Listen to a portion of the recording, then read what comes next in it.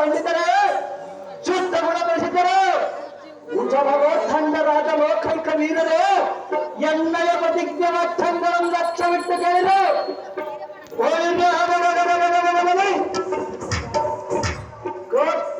ಪರವಾಗಿ ಹುಟ್ಟಿದ ಶಿಕ್ಷೆಯಿಂದ ಕೆಟ್ಟ ದುಶ್ಯಾಸನ ಹಿಡಿದುಕೊಂಡು ಸ್ತುತಿಕಿನಿಂದ ಅವನ ಒಟ್ಟೆಯನ್ನು ಬಗೆದು ಪ್ರಕಟಿಸುವ ರಕ್ತವನ್ನು ಪಡೆದು ಸಾಕ್ಷಿಯಾದವನ್ನ ದ್ರೌಪದಿಯ ಸಿರುವಳಿಗೆ ಒಳಪಡಿಸಿಕೊಂಡರು.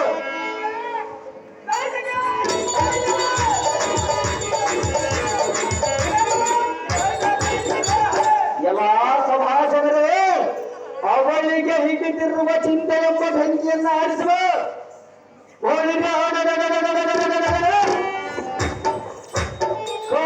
ದಿಕ್ಕಿನಿಂದ ಕೇದು ನುಡಿಗಳನ್ನು ನುಡಿದ ಜಗಪತಿ ದುರ್ಯೋಧನನ ಬಿಡಿದು ಕುಡಿಸಿ ಗದರ್ಧಂಗದಿಂದ ಅವನ ಮಧ್ಯವನ್ನು ಬಡಿದ ಒಡವಿಗೆ ಕೆಡವೀರನ ದೇವತೆಗೆ ದಿಗ್ಬಲಿಯನ್ನು ಸಮರ್ಪಿಸುವ ವೀರಾದಿ ವೀರ ರಣಭಯಂಕರ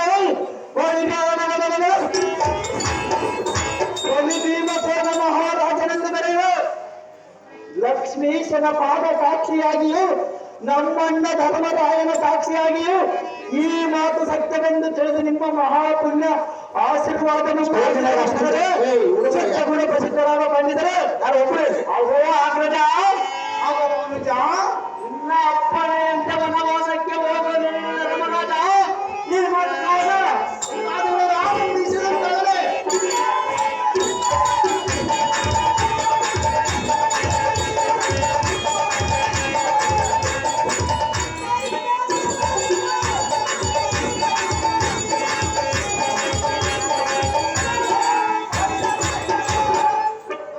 ಸ್ಟೇಷನ್ ಮೇಲೆ ಒಂದು ಬಹಳ ಜನ ಅಲ್ಲಿ ಯಾರಪ್ಪ ಹುಡುಗ ಏನ್ ಕೆಲಸ ಹೋಗ್ತಿತ್ತು